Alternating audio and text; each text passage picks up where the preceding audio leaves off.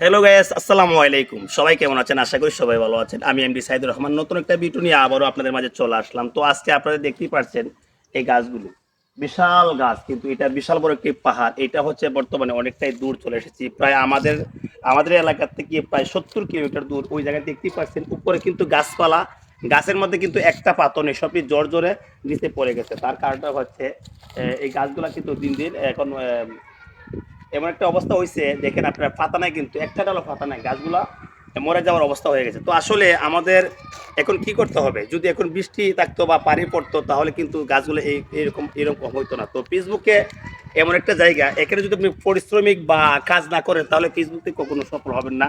এরকম ভাবে গাছের মতন পাতা জোরে জোরে পড়ে যাবেন, কখনো আপনি এই সফলতার মুখ দেখতে পারবেন। তো আসলে এই জায়গাটা আপনাদেরকে দেখাবো। অনেকটাই দূরে চলে আসলাম। আপনারা অনেকেই বলতে পারেন যে এই গাছগুলা কি, এই গাছগুলোর নাম কি?